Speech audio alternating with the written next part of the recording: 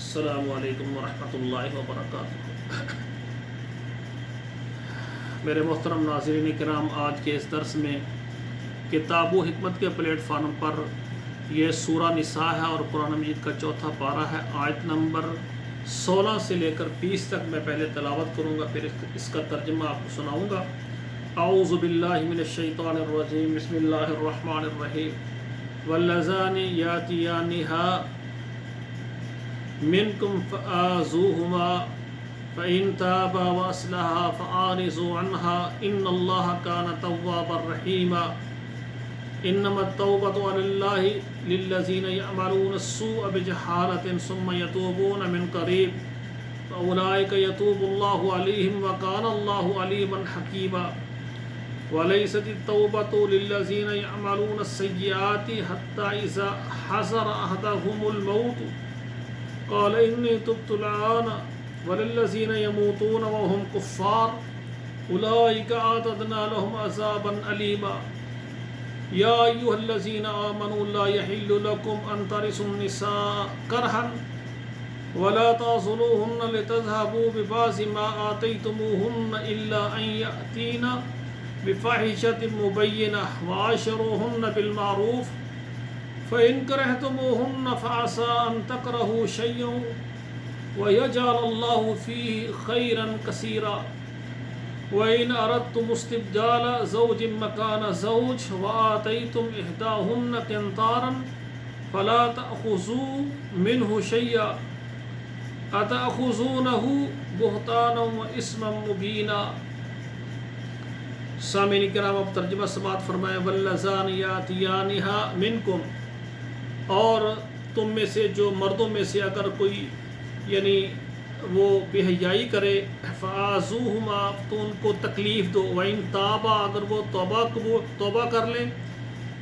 وَأَصْلَحَا، اور درستی کر لیں، اصلاح کر لیں، فَأَعْرِضُوا عَنْهَا، تو ان سے اعراض کریں۔ إِنَّ اللَّهَ كَانَ تَوَّابًا رَحِيمًا، بے شک اللہ تعالیٰ توبہ کرنے والے رحیم ہیں، رحم کرنے والے ہیں۔ تو سامعین کرام، یہ ابتدائی اسلام میں یہ نظام تھا۔ یہ آیات منسوخ ہیں کیونکہ سورہ نور کے میں جو نظام ہے آگے جو بتایا ہے، تو جو یعنی بے حیائی کریں تو اگر ان پر یعنی گواہی پوری ہو جائے، ثابت ہو جائے جرم، تو ان کو ہے کوڑے مارنا، سزا ان کی مقرر ہے۔ انما التوبۃ علی اللہ للذین یعملون السوء بجہالۃ، بے شک توبہ ہے اللہ تعالیٰ پر ان لوگوں کے لیے جو عمل کرتے ہیں برے جہالت کی حالت میں، ثم یتوبون من قریب، پھر جلدی توبہ کرتے ہیں، فاولئک یتوب اللہ علیہم، پس یہی ہیں وہ لوگ اللہ ان کی توبہ قبول کرتے ہیں، وکان اللہ علیما حکیما، اور اللہ تعالیٰ جاننے والے، حکمت والے ہیں۔ ولیست التوبۃ للذین یعملون السیئات، اور نہیں ہے توبہ ان کے لیے جو برے اعمال کرتے ہیں، حتی اذا حضر احدہم الموت، یہاں تک کہ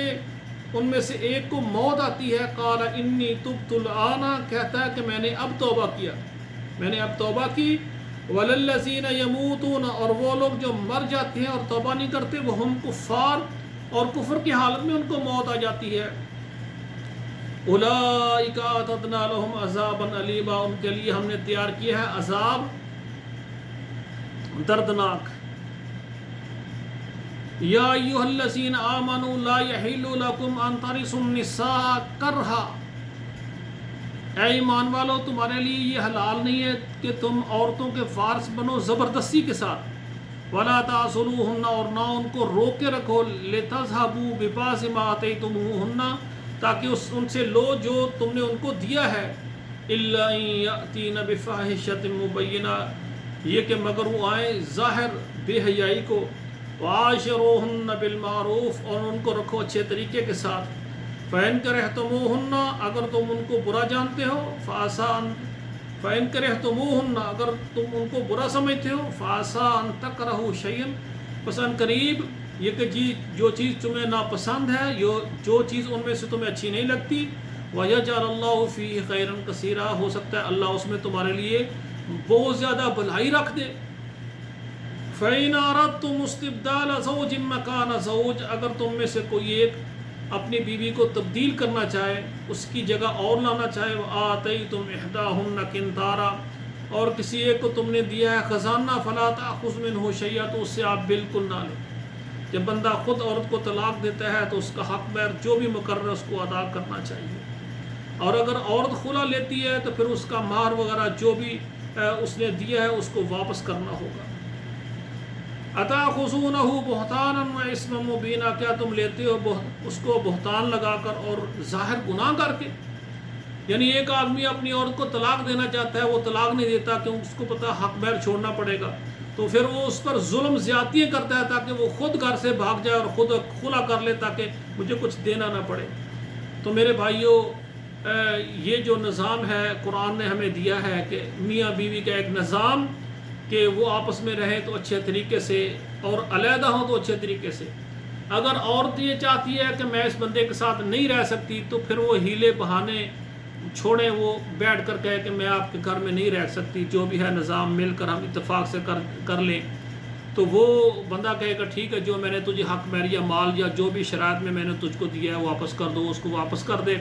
اور اس کو یعنی طلاق دے دے اور وہ اپنے گھر چلی جائے، عدت گزار کر آگے شادی کر لے۔ اسی طرح اگر کوئی بندہ ہے وہ عورت سے تنگ ہے تو وہ عورت کو نہیں چاہتا تو وہ اس کو کہا کہ میں آپ کو مجھے آپ پسند نہیں ہے جس کی وجہ سے میں آپ کو نہیں رکھنا چاہتا، تو اس کا جو حق مہر وغیرہ ہے وہ اس کو دے دے، جو شرائط وغیرہ اس کے ساتھ مقرر کی ہیں وہ اس کا مال اس کے سپرد کر دے، اس کو علیحدہ کر دے، ٹھیک ہے نا۔ اب ہوتا یہ ہے کہ بندے کو وہ عورت اچھی نہیں لگتی یا پسند نہیں ہے، جو بھی مسئلہ ہے، تو وہ بندہ اس کو طلاق نہیں دیتا، اس کے بعد طلاق دوں گا تو حق مہر اس کا دینا پڑے گا،